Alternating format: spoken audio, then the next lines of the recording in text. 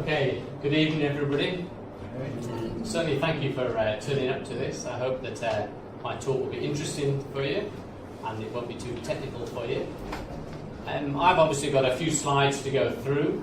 You're more than welcome, if you've got a quick question, why you don't understand something, you can certainly interrupt me, that won't put me off. But maybe not ask me too many questions until I've finished, because I might answer your question at a later part of that. But you can certainly interrupt me if you feel that you're not clear of what whatever graphs are or something like that. As Lara mentioned, what this is a study written primarily by myself, which is this study here. It's a fairly big study. It's actually got lots of figures in the back and things like that. And I'm going to, I suppose, summarise that study today. And what I'm going to go through those blue rectangles on the left-hand side. I'm going to go through these 6 points. I'm going to talk about the flood problem. I'm going to talk about very briefly how we estimate 100-year flood levels, a bit about flood extents, something about flood damages, and then probably the one that would interest you most is about management measures. What can we do to reduce the impact of flooding to you residents? And I've obviously got there dredging, and I'm well aware that there's interest in having a second entrance. And finally, I'll mention a bit about climate change, which is a very topical point in flooding today. On the right-hand side there, in that table, we've got some characteristics or some statistics about the Tuggerah Lake system, which I'm sure you've read and I really won't go through. To start off with, I'm going to show you some pictures of the recent floods in Brisbane. Now, this is, I suppose, just to give you some background to flooding. As you might imagine, as I'm sure some of you are aware, obviously when we get a flood, buildings get inundated, as you can see here. There's also a significant risk to life, and this is very important to us. Unfortunately, 20 or so people lost their lives in flooding in Queensland. Now, one life lost is one too many as far as I'm concerned. So this is a big issue with us, to make sure that in a future flood and Tuggerah Lakes that nobody is going to risk their life or in fact come to some harm, be it a tree branch falling on the head or getting swept away or whatever. We don't want people to risk their lives or to come to harm in flooding. And this next slide, this one I think really shows you the hardship of cleaning up after a flood. A flood isn't just clean water going through your houses. Maybe some of you have experienced that in 2007, of flood waters going through your house. Flood waters, unfortunately, are not nice clean water, as you can see here. They're full of silt, the smell, they stick in the frame of your house, and it's very hard to get rid of them. So these pictures here, I think, give you some idea really of the hardship of a flood going through your house and what it's like to clean up after that. We're trying to make sure that in the future, new development, the people who own those new houses don't go through what you can see in this slide. Okay, a bit of an overview. This is a floodplain risk management study that I'm doing. So we're looking at management measures to try and mitigate the impacts of flooding. In the study, we've got many measures that I talk about in writing. Unfortunately, in this short talk today, I can't go through them all, so I'm only really going to pick out the ones which are probably the more interesting ones for you. Who decides which measures should be adopted? Well, that's not really me. I'm the technical person who can give advice about management measures, the pros and cons of them, how much they cost, etc., etc. But it's a committee. There's a floodplain management committee. They're the ones who decide which measures to be adopted, and ultimately that goes up. Those recommendations go to council, and they get the final say. And on that committee, there's representatives from the public, so they can chip in with what they think is a good measure and a bad measure. So, as I said here, my role is really to provide information, not to determine which measure should or should not be adopted. And the final point there, in determining which measures should be employed in the future, you've got to look at these 4 issues. You've got to look at flooding, by how much does it reduce flood levels. You've got to look at the social impact. It's not just okay to have a measure that reduces flood levels, but has a big social impact on the community. So we must consider that. The third one that always comes up in management measures, the cost of employing a management measure. Some measures are relatively cheap, some horrendously expensive. And as you'll be aware, in Queensland, they've got a flood levy there to pay for putting things back together.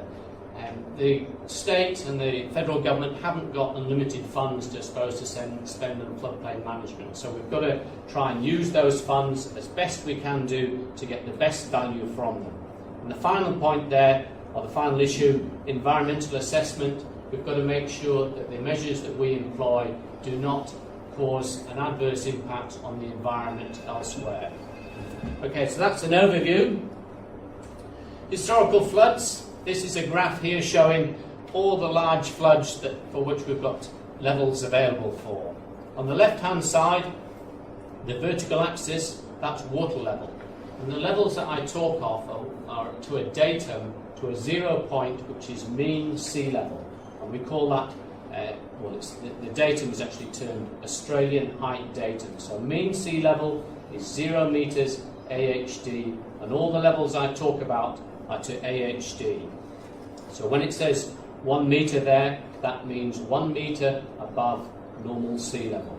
So if you look at all those floods there, the largest flood that we've got records, or reasonably good records for, since white settlement was in 1949, which got to roughly 2.1 metres. Then there's 4 of them or so, 46, 64, 27, got to roughly 1.8 metres. Then we come down to 2007, which got to 1.65 metres, and then you all may be aware of the 1990 floods. I actually was still working in Tuggerah Lakes way back then. I can remember them then, and in fact that photograph behind is taken from the 1990 floods. So that gives you, I suppose, the magnitude of historical floods that have happened. And this graph here, again on the left hand side, is water level, which is height above mean sea level, and this graph shows you the solid lines are for water level recorders at the entrance and at Toukley. So this is an instrument that measures the water level every 5 minutes or so, and from that we can plot a graph of what the water level looked like, or what the water level was. Now you may, if you're looking at that, you may say, how come the entrance and Toukley they're not the same? How come it's not identical? Well, I actually haven't got a great answer to that myself. Sometimes wind blows up, say against the Toukley gauge, it means it's marginally higher than the rest. If you look down at the towards the end, you can see the levels going up and down. That's due to the tide. But certainly on the 10th of June, the peak there's really no tidal influence. The purple dots are the record in Toukley. So for 1990, we've just got a whole bunch of records at Toukley from a gauge there, and I plotted this on the same scale as June 2007. So you can see that the shape of the flood was pretty much the same in 2007 and in 1990, and reached pretty much the same height, at roughly 1.6 metres. That yellow line there, that's just below 1.3 metres, and gives you an idea that it was at that height for something like 2 days. So it didn't just suddenly fall, the flood, it was up there for a fair period of time. Okay, what is the flood problem? Well, as you can see in these two photographs, in February 1990 and June 2007, that's an aerial photograph taken of just across the bridge up here, the entrance north, and you can see inundation of houses both in 1990 and June 2007. The consequences of flooding, as you well be aware, damage to property, damage to cars, inconvenience, and potentially risk to life.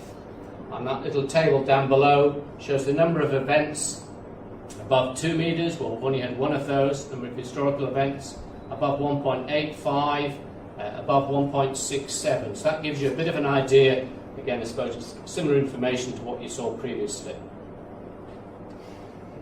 Why does flooding occur?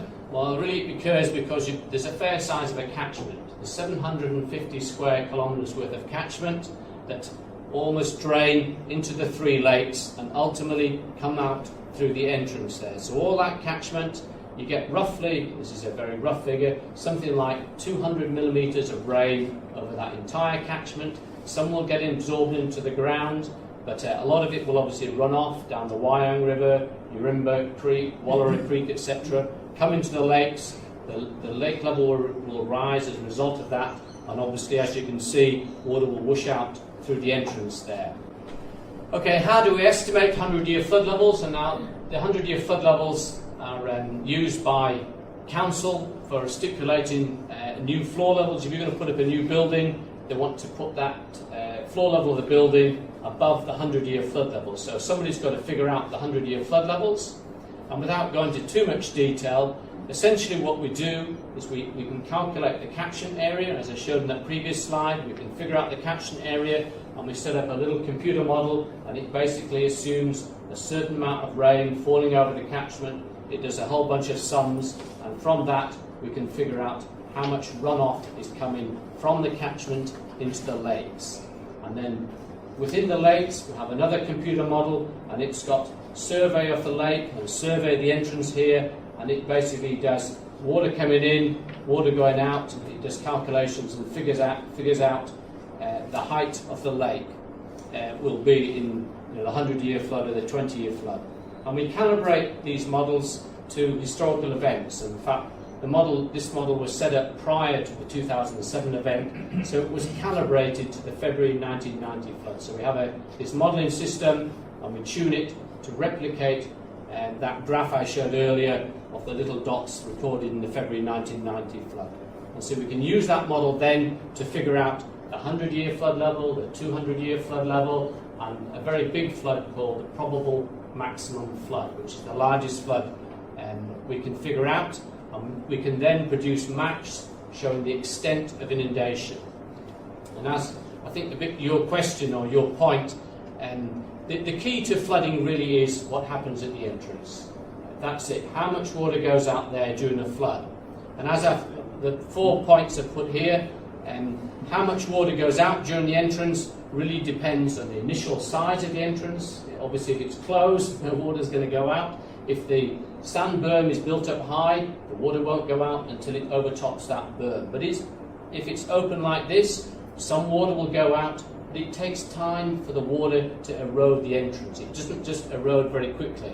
As you can see, or certainly if you go there today, you can see all the sand dunes behind it. Now, all that sand has to get washed out into the ocean, and you can see the plume in the ocean, that muddy colour in the ocean, that's that sand and silt being ejected out there. So this is the key to it: the initial size of the entrance, the initial water level in the lakes, the amount of scour that the flood that goes on during the flood, and also ocean conditions. So during the 2007 event, when the Pasha Bulka tanker got parked in Nobby's Beach in Newcastle, as you knew, there was big swells there, and what that means, it raises the ocean level around the entrance, and that kind of stops the water going out, and there's not much we can do about that. If the ocean level's low, then obviously more water can go out than if it's high. And unfortunately, during storm events, as happened with the cyclone in Queensland, the meteorological event that produces the rainfall produces what's called storm surge, which is a depression, a meteorological condition, and the ocean levels rise as a result of that. So that's not good for anything which is a lake trying to go out in the ocean, because the ocean levels are raised. Now, these calculations have all been done, and this graph shows, again on the left-hand side, the water level, which shows you the historical floods and shows you the design flood levels. So you can see there the 5-year, the 20-year, 100-year, and the PMF, the probable maximum flood, which is the largest flood we can figure out. And from that you can see that the 1949 flood was probably somewhere like a 50-year event, but the June 2007, it was only just above a 10-year event, something less than a 20-year event. So they weren't big floods compared to the 100-year flood.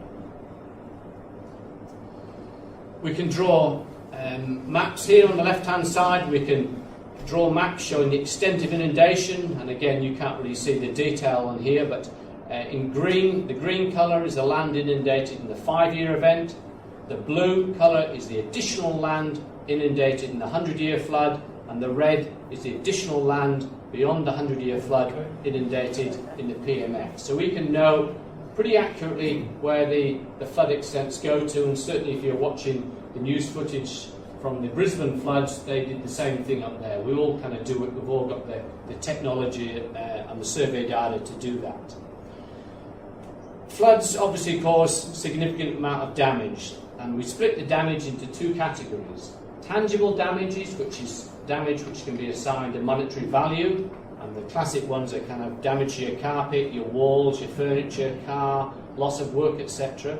But there's also what are called intangible damages. And intangible damages, we kind of figure that they're equal or probably greater than the tangible damages. We can't put a dollar value on intangible damages. How can you put a value on inconvenience, worry, or the ultimate one, a loss of a person's life? We can't put a value on that.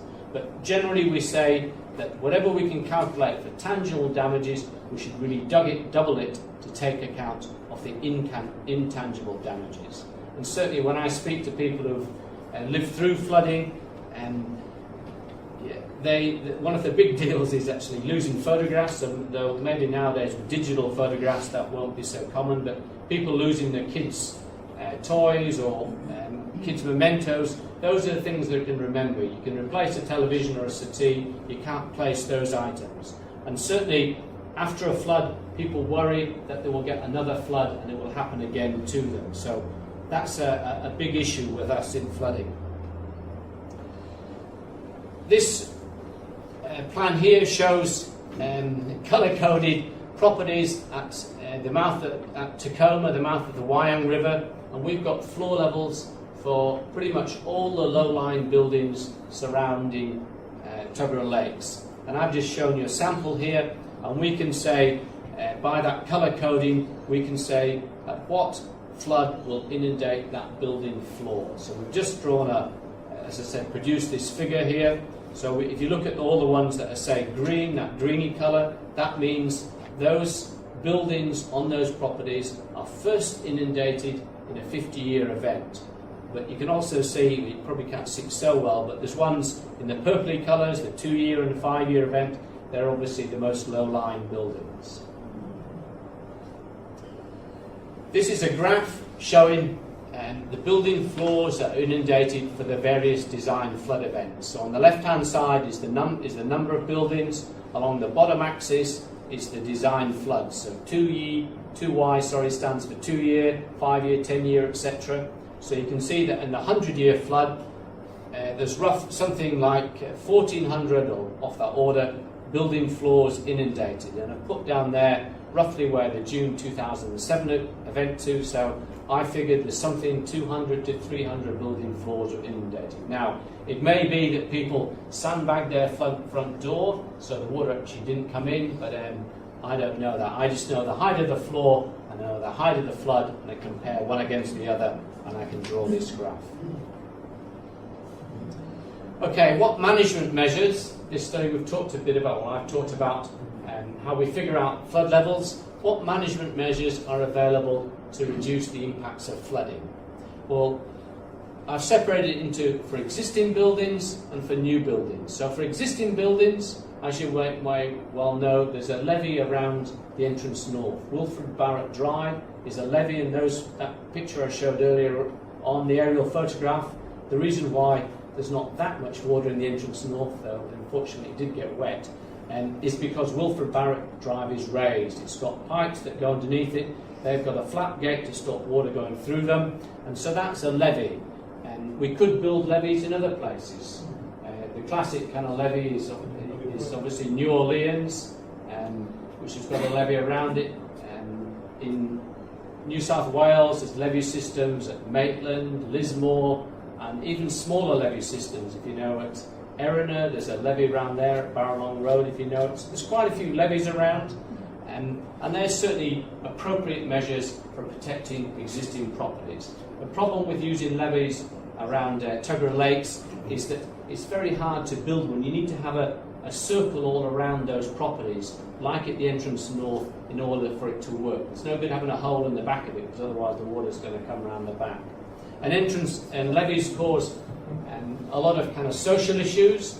People buy houses near Tuggerah Lakes because they enjoy the view of the water. They want to fish in the lakes, or walk out in the lakes, or wade in it, or whatever in it. And a levee, a big bump around them, that's not a very attractive feature for them. So I've looked at levees around Tuggerah Lakes, Lake Macquarie, and a whole Wallace Lake, and the feedback I get is that a lot of residents don't like them for those reasons. Even though it will protect them from flooding, they feel that that will spoil their amenity of the area, spoil the reason why they live in that area. But certainly levees can be constructed, and certainly one of the recommendations out of it, or one of the suggestions, is that we make the entrance north levee a bit better than what it is, because it didn't work that well in the 2007 event. We could raise houses for non-brick buildings. For timber buildings, we can raise them. It costs roughly $60,000 to raise a non-brick building. If it's on piers, you can jack them up, put new piers and raise the whole house up. That's done in Western Sydney, it's done quite frequently, and I've done it up the coast at Grafton and other places. The thing about that measure is, though, it's only applicable to older style homes. It's no good if it's a brick home, it's no good if the home is on a concrete slab. We can't raise those. But I have identified some houses that could be raised. The third point that would reduce flood levels is to widen the entrance, the existing wet entrance there. Now, it's already dredged at the moment. The dredging could be enhanced. You could dredge out the mouth of it to make it wider, or in fact you could have a second entrance. And in fact, I've got the next couple of slides, I'll talk in more detail about those two measures. The fourth point there is flood warning and evacuation. And there is a flood warning system for Tuggerah Lakes. It probably didn't work as well as it might do in 2007, so I've made some suggestions for improvement to it, so that it will ensure that the residents in a future flood will get the best advice. And certainly flood warning will allow people to lift up their goods onto the tables or move from the house or whatever, and will reduce their flood damages. And the fifth point down there is improve the sewage system. Now you might be wondering what the heck that's got to do with flooding. Well, a big issue in both the 1990 and the 2007 events was that the Batter Bay treatment plant, where all your sewage goes to, it's got smaller pumping stations around the lake, and they take the sewage, pump it to the main treatment plant. Now, for a number of reasons, and a lot of those were due to electrical failures, those pumping stations were turned off during the flood. And so that meant that a vast number of houses around the lake were in fact, when they were flushing the toilet during the floods, that water was not going to the treatment plant, it was going into Tuggerah Lakes. So what could be done is to improve that. We could make that better so that there will be less chance of that happening. Now, that is obviously not going to reduce your flood levels, but it will mean that people are not going to potentially get hepatitis or other infections from wading around in polluted floodwaters. And that one certainly could be done. It would cost a bit, but it is one which I think is quite attractive. So that's really for existing buildings. For new buildings, well, the best measure is really not to build on low-lying land, to have buildings on high ground. If that can't be done, to build the floors at a high level. So we know the design flood levels, we can say, okay, new buildings should be at such and such a height. We could also flood-proof facilities. So for some buildings, really mainly non-residential buildings, we could create measures to ensure that water can't get into that building. And the final one really is not to increase the population density. So if there's an existing community, should we allow in the future further an increase in density to that community if they're already getting wet? Because all we're doing then is putting more people in harm's way. Okay, I'm going to talk a bit about dredging.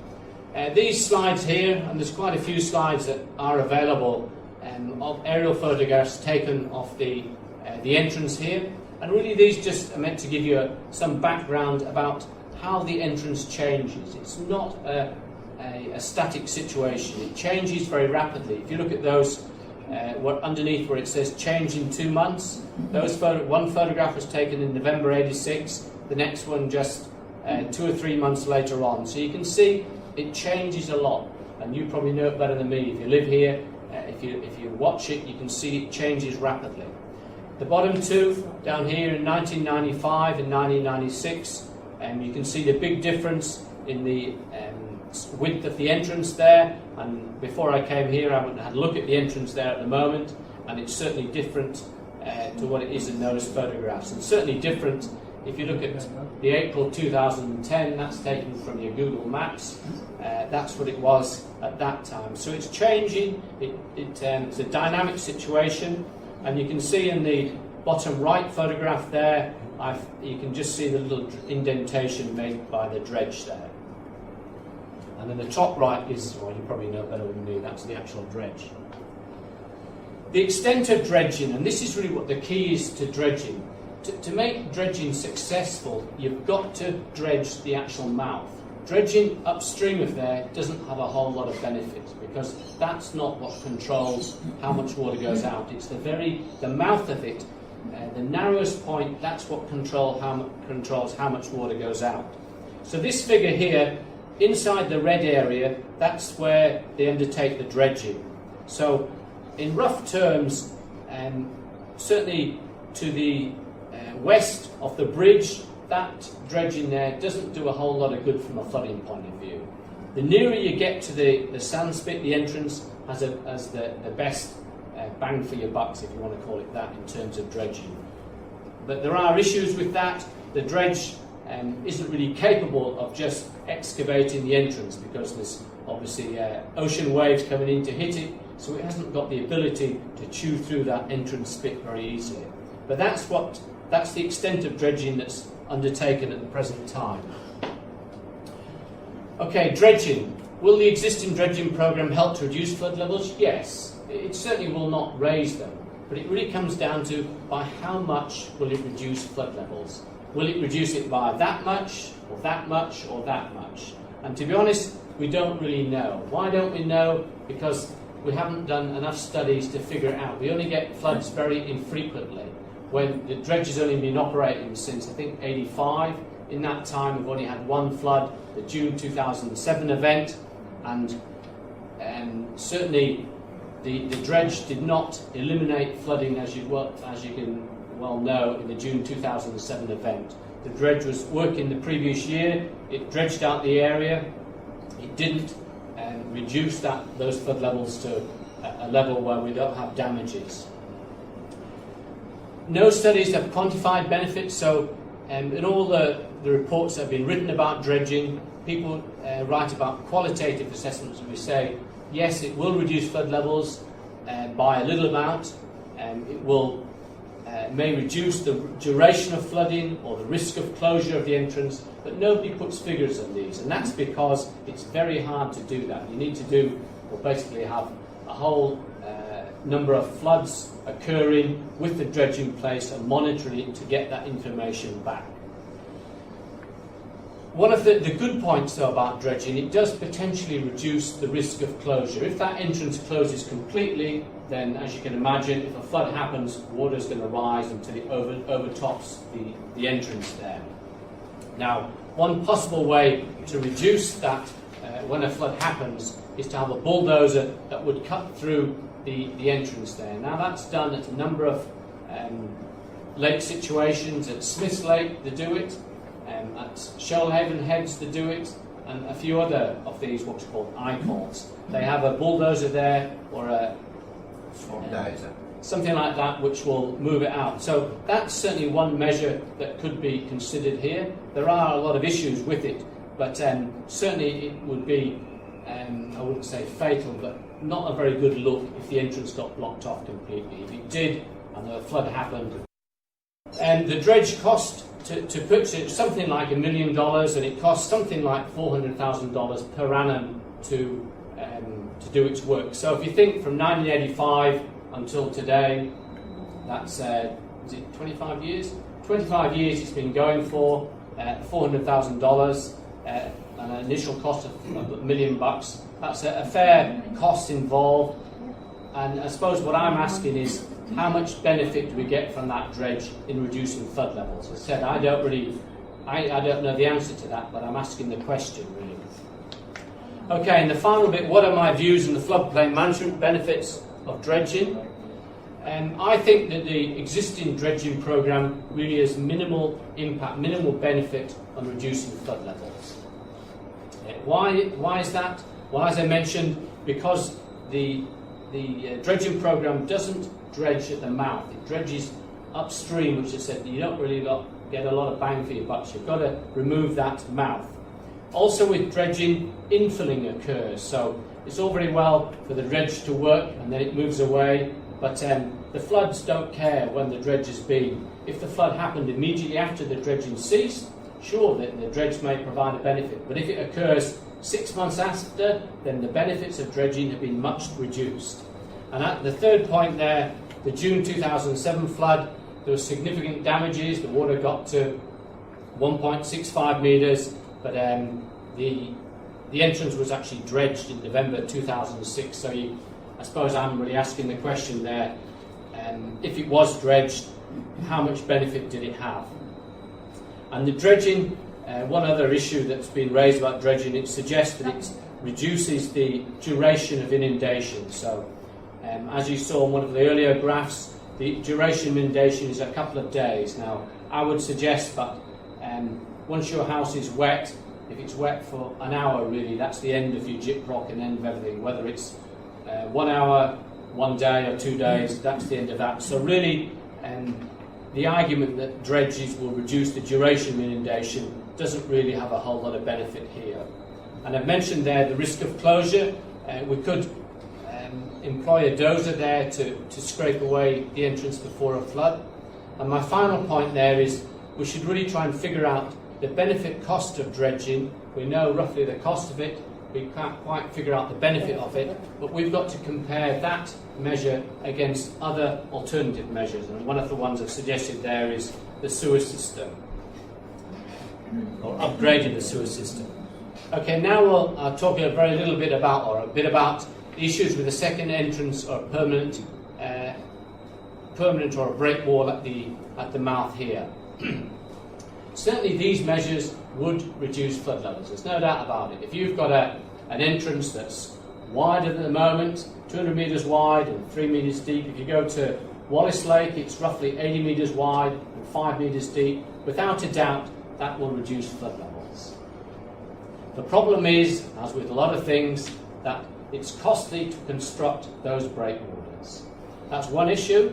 And the third issue is probably a bigger one, and one that I'm not qualified to talk that much about. I'm a flooding kind of expert. I'm not an environmental expert, and I'm not actually a coastal expert. So I couldn't answer your points in great detail about the dredge. That's not really my area of expertise. But I do know that constructing a breakwater does affect the what's called the longshore drift along the beach. It affects how sediment moves along the coast, and so it may mean that you get a build-up of sand at one bit of the breakwater, and at the other end of the breakwater, in fact, opposite the entrance north, you get a big hole there because the ocean would rip out the sand there. So that's, I suppose, just one kind of issue with breakwaters. They're not just clear-cut. You can't just build them and all your problems are solved. There's a lot of technical and environmental issues with breakwaters. As I said, we've learned a lot about breakwaters over the past. At Wallace Lake, there's been breakwaters put in there. At Lake Macquarie, breakwaters put in there. More recently, it's Lake Illawarra, there's been breakwaters put in there. They have a success in some ways, but there are disbenefits, and certainly there's significant environmental impacts. And these would have to be weighed up before we can say, let's do this. We have to consider those in detail.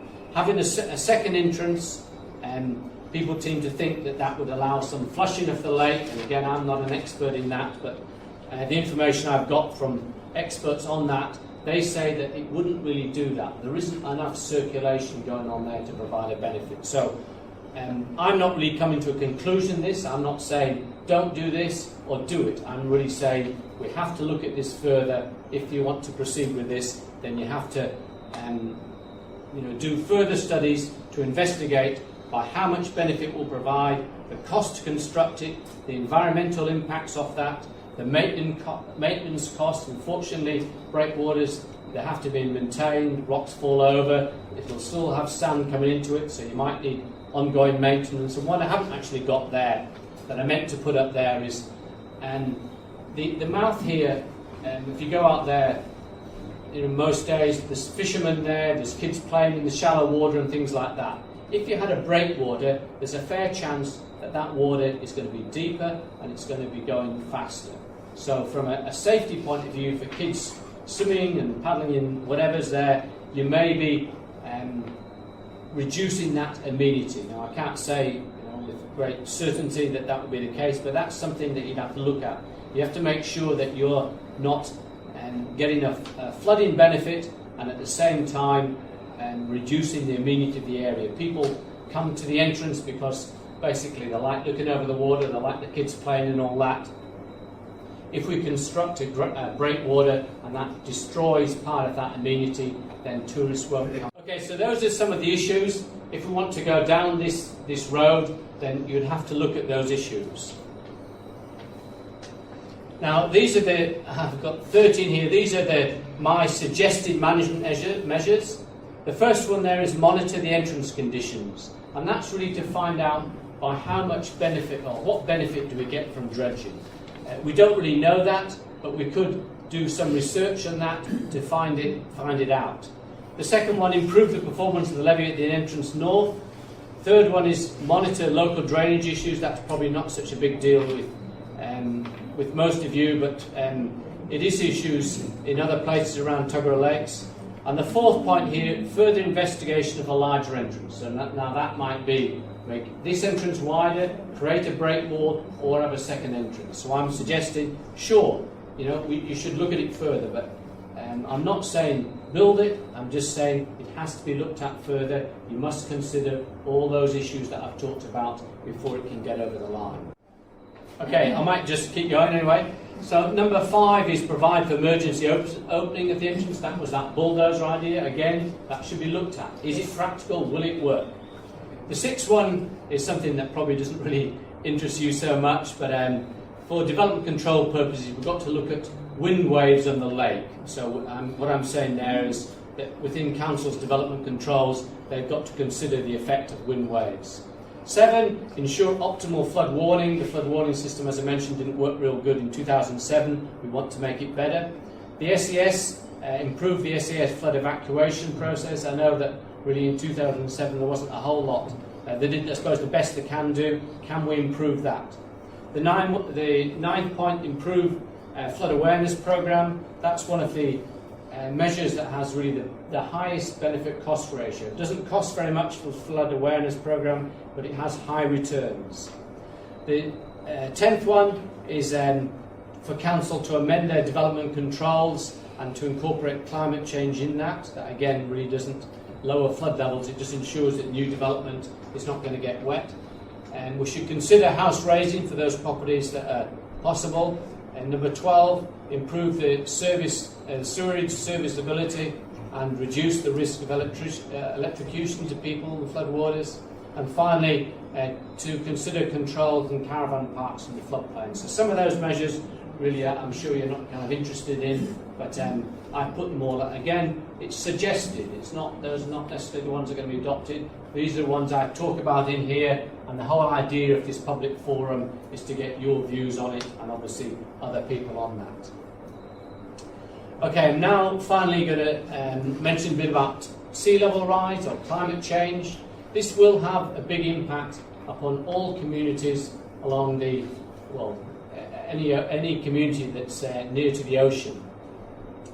What it will mean that the sea levels by the world's experts are considered to rise by 0.4 of a metre by the year 2050 and by 0.9 of a metre, which is just under a metre, by the year 2100. So that's been kind of, all the world's experts feel that's going to happen, and the New South Wales government have got a guideline for councils to say how that they should incorporate that in their planning procedures. So this graph here shows I suppose the impacts of various of these two sea level rises. So you can see the different coloured lines. The blue shows the existing number of buildings inundated. The orangey colour shows how many buildings were inundated with a 0.4 metre sea level rise, and the red with a 0.9 metre sea level rise. So you can see just very quickly that it will be quite devastating to the community. What can we do about it?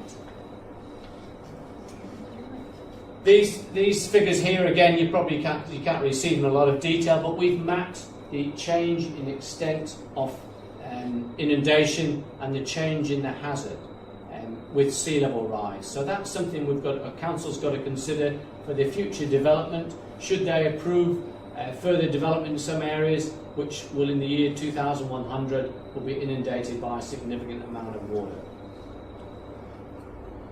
And my final slide is the implications of climate change.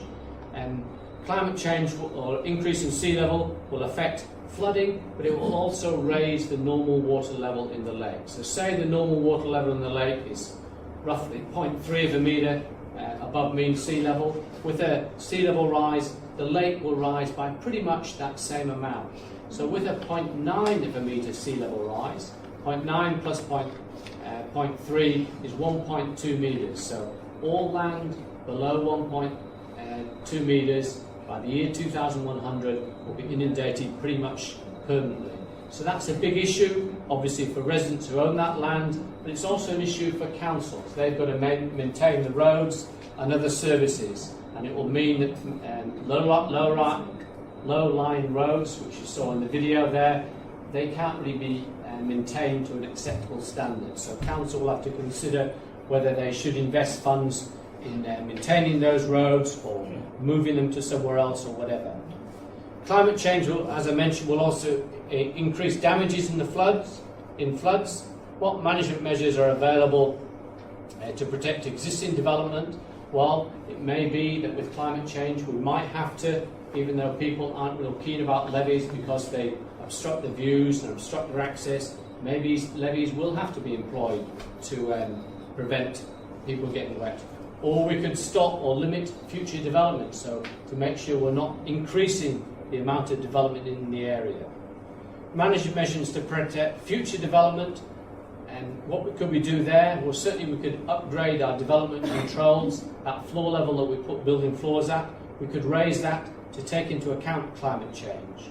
For some areas, we could allow development but leave land open so that you could build levees around them if and when sea level rise occurs. We could construct a levee there. So for some period of time that have no levee, as sea levels rise, that have land available to build a levee. We could also fill land, so around the foreshore, over the next 50 years or whatever, we could say to people, okay, if you're going to put up a new house, you must fill your block of land and put your house on top of that. So that would be some way, once everybody's done that, the whole land will be filled. Though from a council perspective that's a bit of an issue because they've got to wear the cost of raising roads, resurfacing all the houses with sewerage and water supply and things like that. We could also have planned retreat from areas, so we could say, okay, you can develop in this area, but when sea level rise occurs, you must move back from there. That's maybe a bit severe, but certainly in some parts of the world that's been considered. Or in fact, we could limit development in some areas. So we could say, no more development in that area. We want people who live in that area to move back and to move out of their area and live somewhere else. So I think that's pretty much me. Thank you.